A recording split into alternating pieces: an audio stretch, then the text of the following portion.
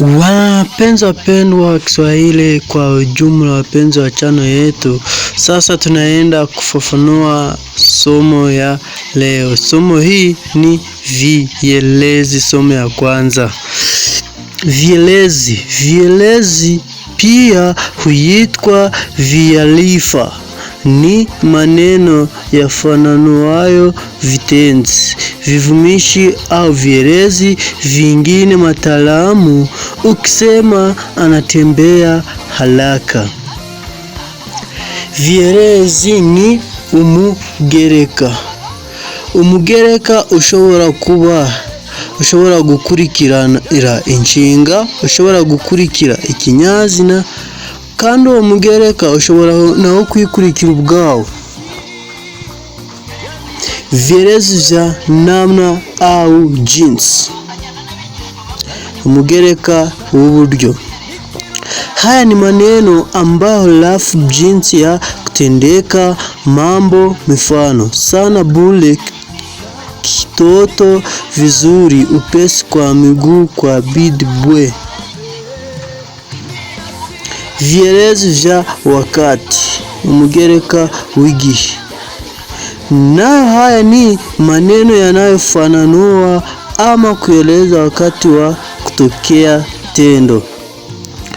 Umugereka w'igihe ni amagambo asobanura cyangwa si yumvikanisha igihe kuva mu gikorwa. Vielezi vya wakati maalum. Mifano: Januari, Disemba, Jumamosi, saa 3, kesho, leo, mtondo, la kadhalika, na asubuhi. Vyote ni vielezi vya wakati.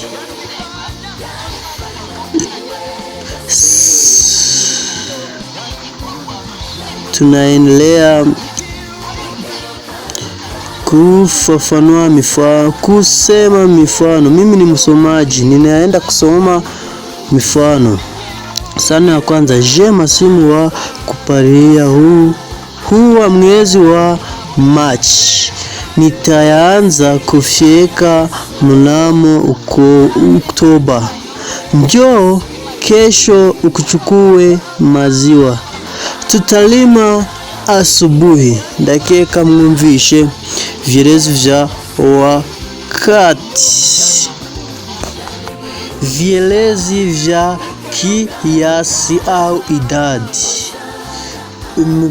Imigereka y'inshuro. Imigereka y'inshuro.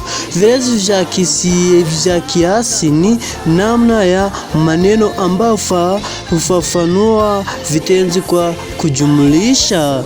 Limetokea mara ngapi tendo linalotajwa. Vielezi vya kiasi au idadi ni imigereka y'inshuro. Ni uburyo bw'amagambo asobanura inshinga akuzuza inshuro nyinshi icyo gikorwa.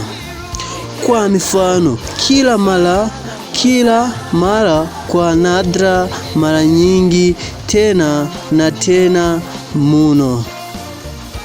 Mara 10, mara 1, mara 4, mara 6, mara 12. Mara ya 10, mara ya kwanza, mara ya mwisho, mara ya 20. Mifano katika sentensi: chuo kikuu hiki cha kilimo kinafanya mahafali mara ya 30. Nimekuita mara 10 ili uondovu, lakini husiki. Mgonjwa hutokea kwa nadra katika chuo hicho kwa ufugaji. Wanakijiji wa hapa huvuna mara 2 kwa mwaka. Ubwo mwabonye ukuntu vielezi vya kiasi ikoreshwa. Vielezi vya mahali, umugereka w'ahantu. Haya nayo ni maneno ama mafungo ya maneno yanayofananua panapotokea kitendo. Mara nyingi maneno haya huwa ni majina ya mahali. Kwa mifano: ndani, nje, karibu, juu, chini, kando, nyuma, pembeni. Mifano katika sentensi: mwizi wa kahawa alikuwa ameficha pembeni mwa chumba. Igisambo cy'ikawa cyihishe iruhande rw'inzu. Usiporudi nyumba huwezi kuiona mchungwa hiyo. Matumizi ya wakati uliopo na uliopita na vitenzi vya silabi moja. Gukoresha igihe turimo n'igihe cyashize mu nshinga y'umugemo wa mbere. Matumizi ya wakati uliopo na viambishi vya silabi moja. Gukoresha igihe turimo mu nshinga y'umugemo n'umugemo wa mbere. Wakati uliopo unaweza kuwa katika hali mbili. Igihe turimo dukoresha gishobora kuba kiri mu buryo bubiri. Hali hizo ni hali ya kinishi. Uburyo bwa mbere ni uburyo bwemeza na hali ya kanushi. Uburyo bwa kabiri ni uburyo buhakana. Hali ya kinishi na hali ukubali na hali kanushi ya ukutavu. Hali ya kinishi ni ukwemeza na hali ya kanushi ni uguhakana. Soma sentensi hizi. Kitenzi: hali ya kinishi, hali ya kanushi. Kitenzi ni fa. Mkahawa anakufa. Mkahawa haufi.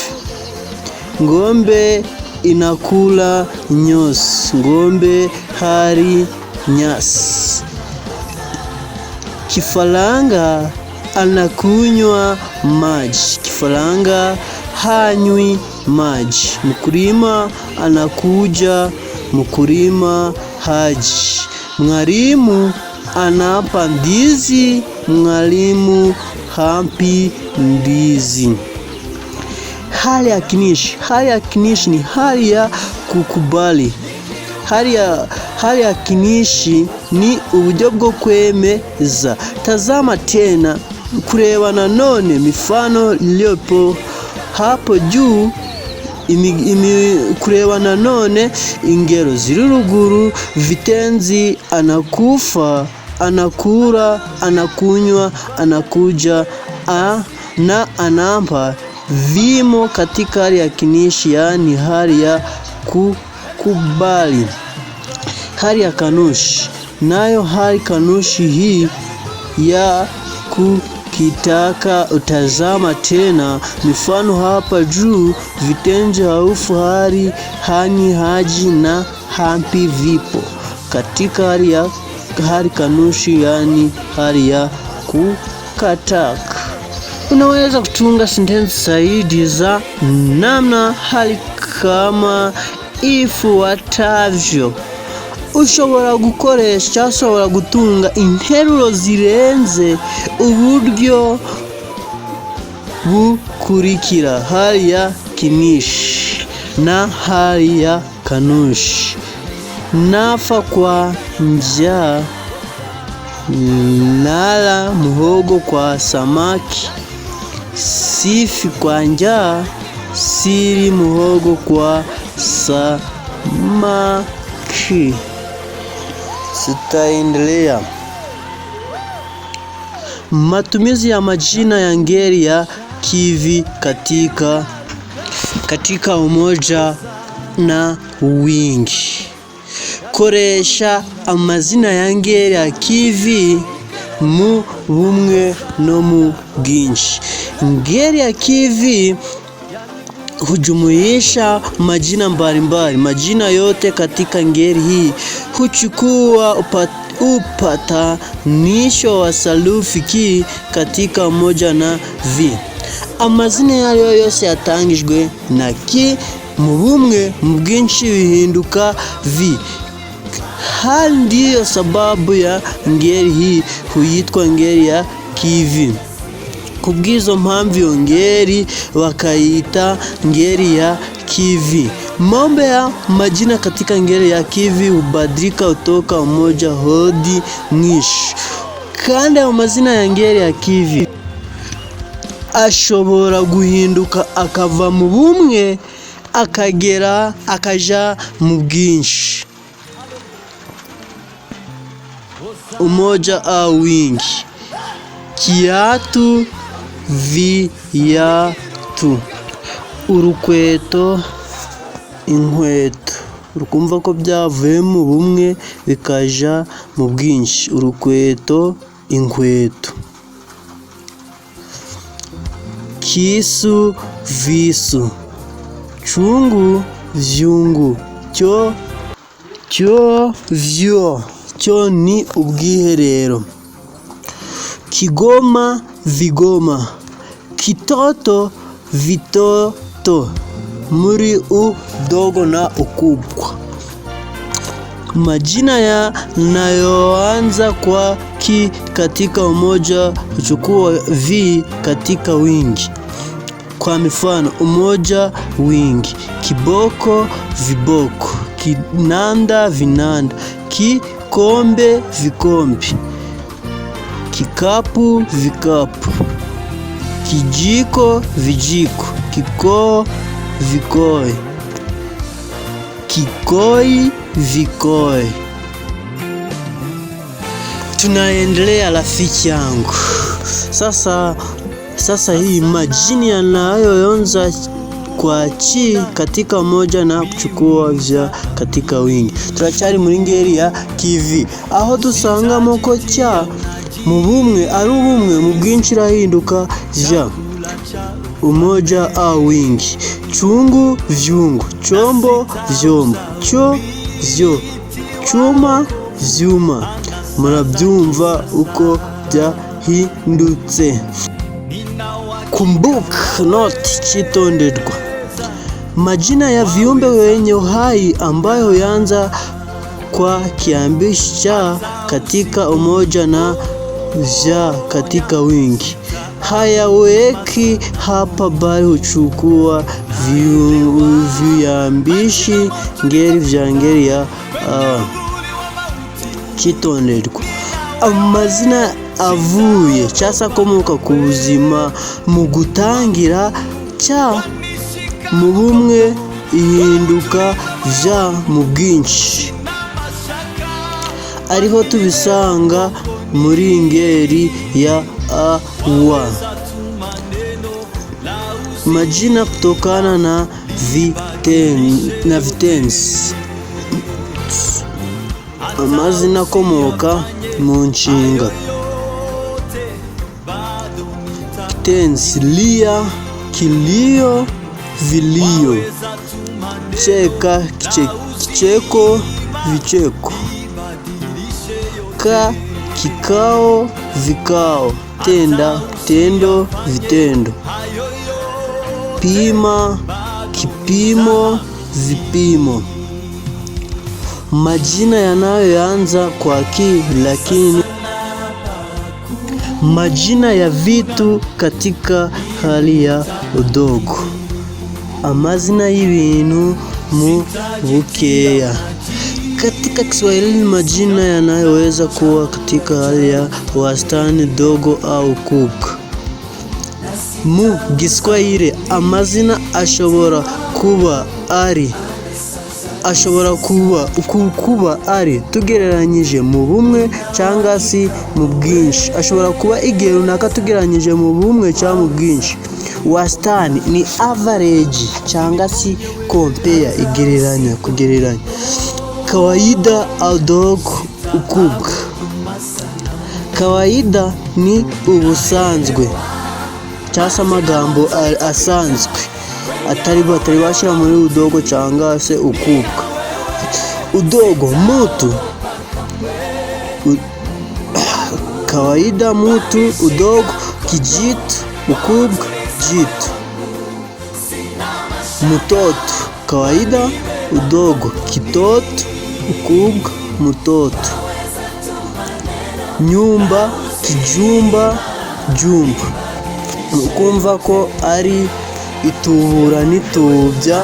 Iri somo mwaransabye ko tugigisha, ariko tuzarisubiramo kugira ngo mbarobeshejeho gakeya. Tuzarisubiramo ari ryo tugiye kwiga ubwajyo.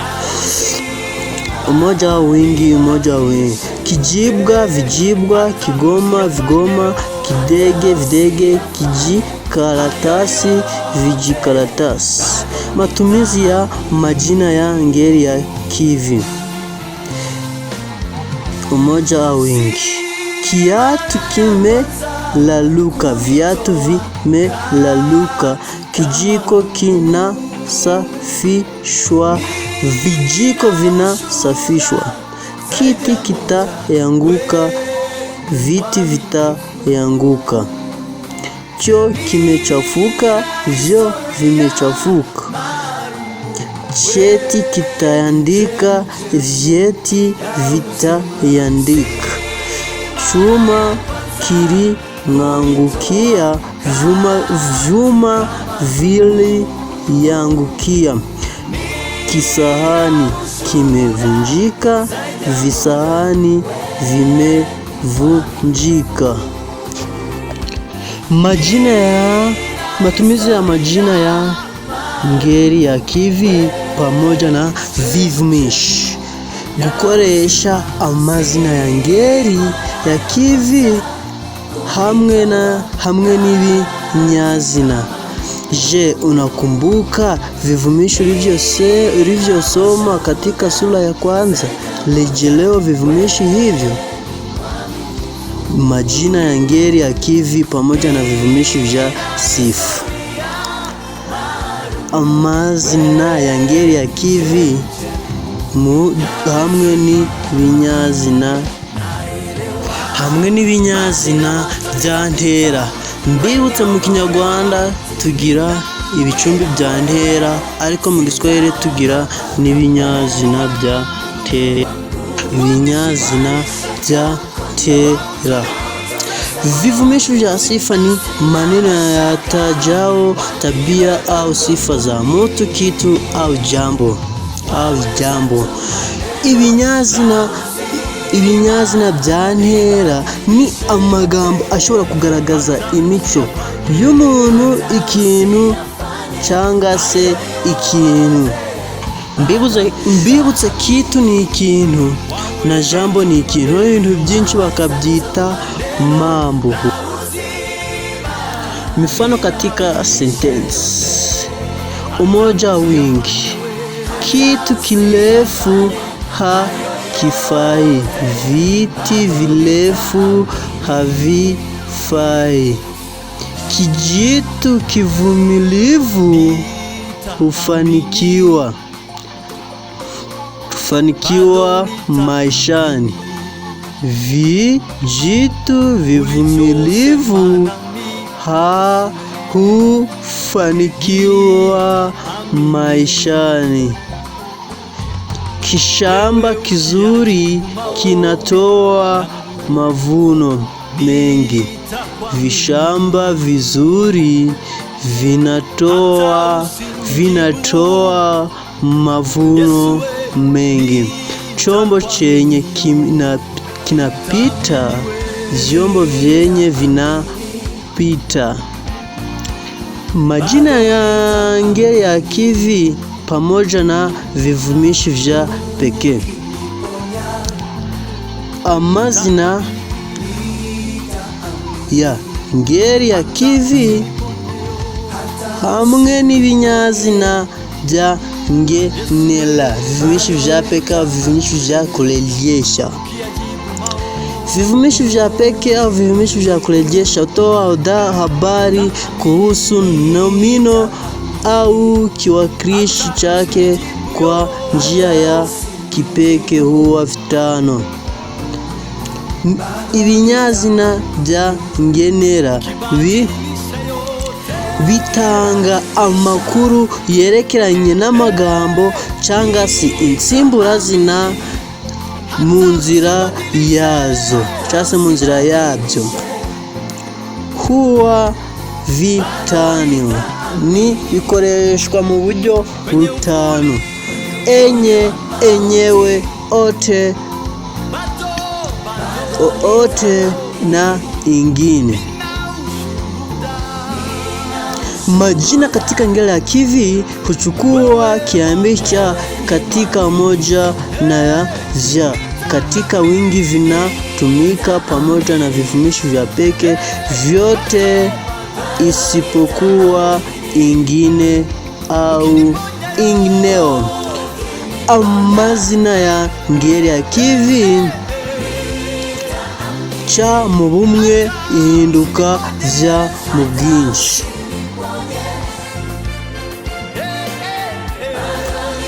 Ichitonderwa: kumbuka, idadi 6, 7, 9 na 10 huzichukui kiambishi chochote cha ngeli. Kinyazina nyamubaro 6, 7 na 9 na 10 ntibishobora gufata ngeli yayo yose. Majina ya ngeli ya kivi pamoja na vivumishi viuliza. Kinyazina mbaza. Hili ni kundi la vivumishi ambalo lina maneno yatumiwayo kuuliza maswali. Itsinda ry'ibinyazina ni amagambo akoreshwa mu kubaza ibibazo. Baada ya mifano, vivumishi viuliza ni pi na ngapi. Ibyo binyazina yabaza ni pi na ngapi na lini na kadhalika. Majina katika ngeli ya kivi huchukua kiambishi ki katika moja, vi katika wingi, yanayopatumiwa pamoja na viulizi. Umoja, wingi. Kijiko kipi ni chako? Vijiko vipi ni vyenu? Vyote vya nomino. Nomino ni amazina. Kufikia sasa umejifunza mengi kuhusu aina mbalimbali za maneno. Je, unazikumbuka? Ndatekereza ko none ushobora kwiga byinshi byerekeye ku magambo. Ese wabikora? Je, unazikumbuka? Tunaweza kutumia nomino mbalimbali kutaja mtu au watu walioshiriki katika shughuli mbalimbali za kijamii. Dushobora gukoresha amagambo turi kuvuga ku muntu, ku bantu bari gukora muri sosiyete. Aina za maneno na matumizi. Nomino za peke. Kutoja nomino za peke: amazina bwite, kutoja vitu au watu wenye sifa za kipekee. Amazina bwite avuga ku bantu, ku muntu cyangwa se ku bantu n'imico yabo gusa. Tunamwomba Abatoni atatufungulie mkutano kwa maombi. Nomino za kawaida. Amazina rusange. Hizi hutoja vitu vya kawaida vinavyopatikana kwangi.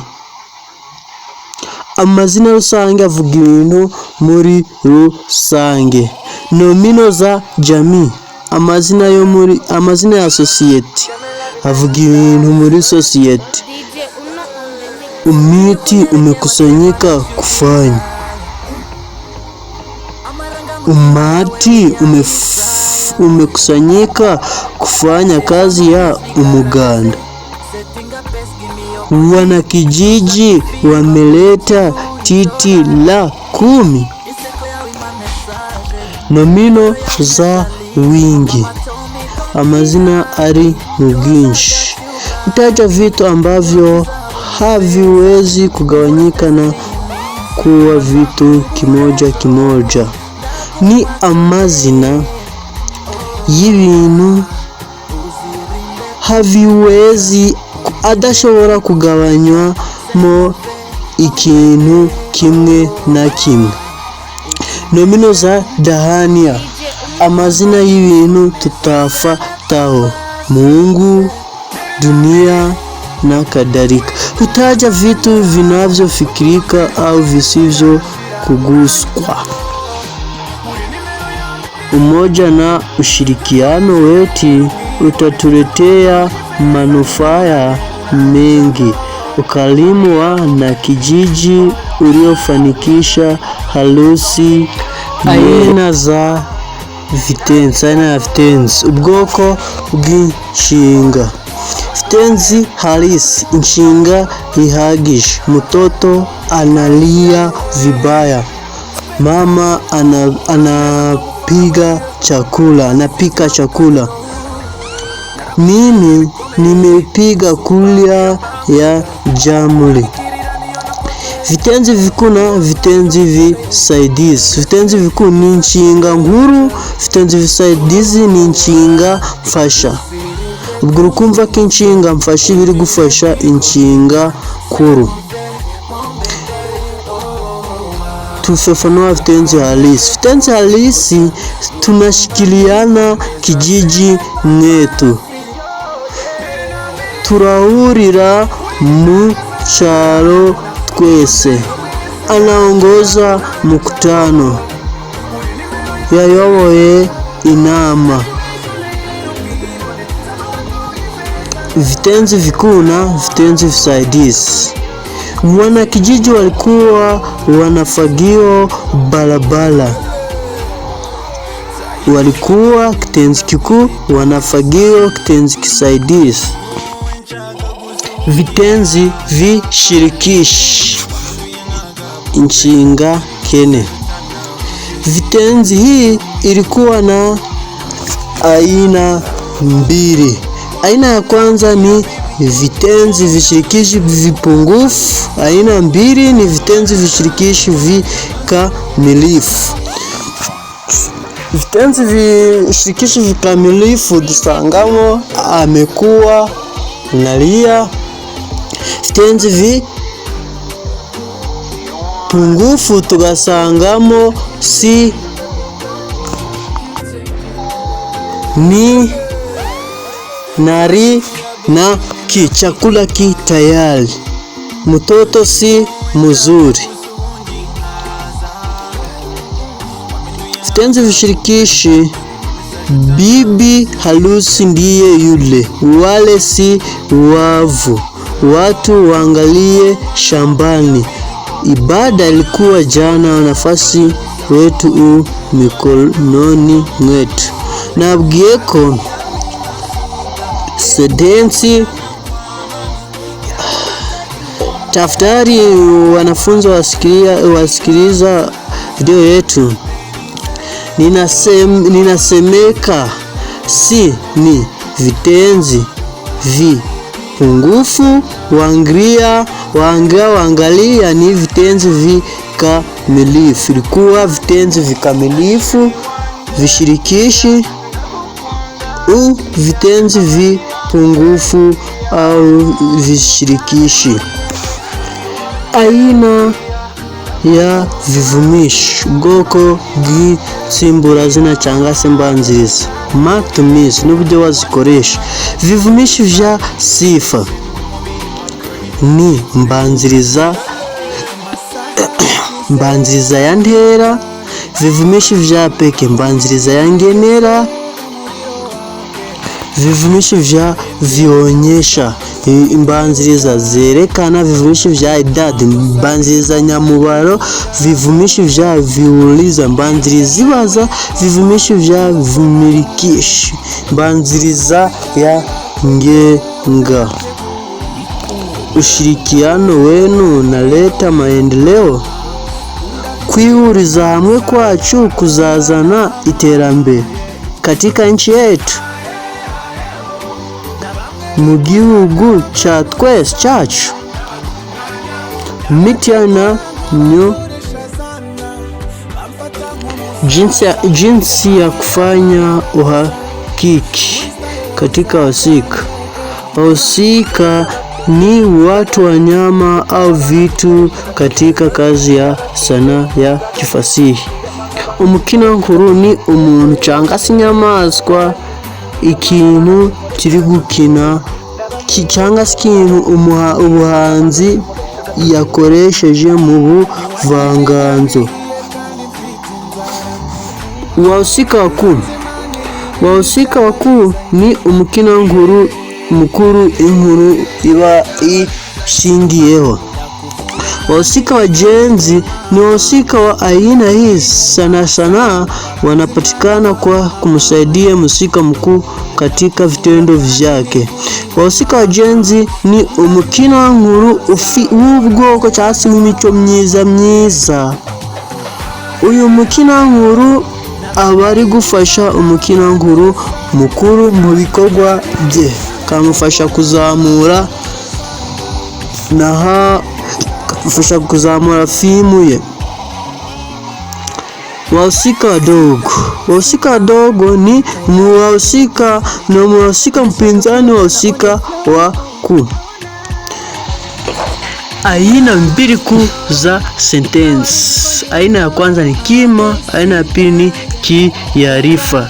Turukiri hano mu Kinyarwanda muzi ko tugira ibice bibiri bigize interuro bikuru, ibyo ruhamwa na ruhamya. Ruhamwa ni ijambo risobanura igikorwa. Ruhamya ni inshinga itondaguye yifitemo ubusobanuro bw'interuro. No mu Giswahili ntaho bitandukaniye. Kima ni ruhamya, ni neno au ni kifungo cha maneno katika tungo ambacho hutanguliwa kitenzi na huonyesha mtenda. Kima au ruhamwa ni lugha ya Kinyarwanda, ni ijambo cyangwa se itsinda ry'amagambo mu nteruro iba iri kwerekana igikorwa cy'inshinga. Kiarifu ni sehemu ya tungo ambayo huzungumza na hutoa habari juu ya kima. Kiarifa ruhamya ni igice cy'interuro kiba kivuga cyangwa se gitanga amakuru yo hejuru ku gice cya mbere cyo kima. Kwa mfano, msichana huu amechelewa. Uyu mukobwa yakerewe. Murabona ko baberetse kima na kiarifu. Mwalimu anasoma kitabu. Mwalimu arasoma igitabo. Murukubona yuko twabigaragaje neza cyane. Uonyesha kima na kiarifu vya tungo zifuatavyo zoezi. Tuhurire muri komenti mukanya turebe ukuntu twakora zino zoezi banyeshuri. Aina za tungo. Ubwoko bw'interuro. Sentensi sahihi au tungo sahihi, tungo tegemezi, tungo ambatano, tungo changamano, tungo shutia. Tungo na sentensi ya fanana. Tungo na sentensi are the same. Tungo sahihi ni interuro yuzuye. Tungo tegemezi ni interuro ituzuye, itegereje icungo kugira ngo yuzure, cyangwa se itegereje umugereka kugira ngo yuzure. tungo ambatano ni interuro iba interuro ebyiri zuzuye ariko zifite icyungo. Tungo changamano, interuro ya mbere iba yuzuye, iya kabiri ituzuye. Ishobora no kugira iya gatatu, ishobora kugira n'interuro ya gatatu. Tungo shurutia ni interuro yifuza. Ningekuona pesa, ningekununua gari. Kutokana na maana yanayoweza kujitokeza katika tungo sahihi, tunaweza kupata tungo ambazo ni tungo nyofu na tungo tata. Kuva mu busobanuro bushobora guturuka mu nteruro zuzuye, dushobora kubona interuro arizo nyofu na tungo tata. Tungo nyofu ile ambao ina maana moja kamili na yenye uwazi.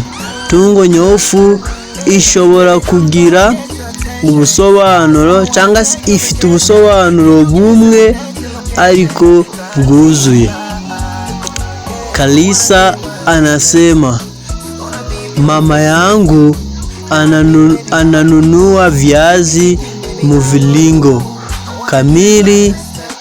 Kamali anaandika daftari. Maana yanayojitokeza katika tungo hizi hapo juu ni ya moja kwa moja, hayaleti utata. Ubusobanuro bushobora guturuka mu nteruro yo ruguru. Bumwe na bumwe bushobora kuzana sentensi tata. Tungo tata ni tungo ambazo zinaweza kuwa na maana zaidi ya moja. Tungo tata ni interuro ishobora kugira ubusobanuro burenze bumwe. Kwa mifano, amemukanyaga moto, ameua simba. Tungo tegemezi ni interuro yuzuye, akaba na tungo sahihi, interuro yuzuye. Mtoto anayelia si mtoto wangu. Mtoto analia, sentensi tegemezi si mtoto wangu, sentensi tungo. Mtoto analia si mtoto wangu. Umwana urira si umwana wanje. Anaingia darasani ili afute ubao. Yinjiye mu ishuri kugira ngo ahanagure ikibaho. Tungo ambatano. Tungo ambatano ni interuro abarebye ariko zifite icyungo. Kaka yangu ameenda hospitalini kwa sababu ameumwa tumboni. Loza naimba wimbo mazuri na anacheza ngoma. Loza lalirimba indirimbo neza, anabyina ingoma. Tungo changamano yanayobabwiye haukushuka anaposikia mtoto wangu analia. Nitamuulize atakayefika. Aliporudi nyumbani alitukuta tumelala. Igihe azaba agarutse mu rugo. Tungo shurutia. Interuro yifuzo. Tungo shurutia ni sentensi yenye kitenzi ambacho hutoa taarifa kamili, lakini sharti hutegemea shati ya kitenzi hichi. Ungefanya bidii, ungefaulu mtihani. Ni iyonza gukorana cyangwa se yonza kwigana umwete nari gutsinda ikizamini. Angaripeka hospitalini angeripona. ningekununua pesa, ningekununua gari, ningelikusema, ningelikuuliza, kuuliza. Njia ya maneno, uburyo bwo gukoresha amagambo. Sentence: kirai nomino, kirai kitenzi. Kirai nomino ni interuro ibishingiye ku magambo. Kirai kitenzi ni interuro ibishingiye ku nshinga, cyase ni igice kiba gishingiye ku nshinga. Naho kirai nomino ni igice gishingiye ku magambo. Kwa mifano: Juma anakimbia. Juma kirai nomino, anakimbia kirai kitenzi. Njia ya visanduku. Njia ya visanduku ni uburyo bwo gukoresha akabati kugira ngo tubyumve neza, cyangwa se agasanduku. Sentence: kundi, ubwo ni sentence sahihi. Kundi nomino, kundi kitenzi. Muri kundi nomino dufitemo nomino na kivumisho. Muri kundi kitenzi dufitemo kitenzi na nomino. Mifano: baba. Kwa mifano: baba amenunuliwa kitanda kikubwa. Kundi nomino na kundi kitenzi. Muri kundi nomino harimo nomino baba, muri kundi kitenzi hakamo kitenzi amenunuliwa, hakabamo na kundi kivumishi. Muri kundi kivumishi harimo nomino kitanda na kivumishi kikubwa. Wanafunzi wanazuri wanasoma lugha. Abanyeshuri beza basoma ururimi. Sentence sahihi. Ku nomino kundi kitenzi. Muri kundi nomino harimo nomino wanafunzi, hakabamo na kivumishi wazuri. Muri kundi kitenzi harimo kitenzi wanasoma, nomino lugha. Njia ya matawi, uburyo bw'igiti. Murabyumva, na uburyo bw'amashami, uburyo bw'igiti. Ninawashukuru tena mabibi na mabwana kwa kumtegea masikio katika video yetu. Ninawashukuru tena.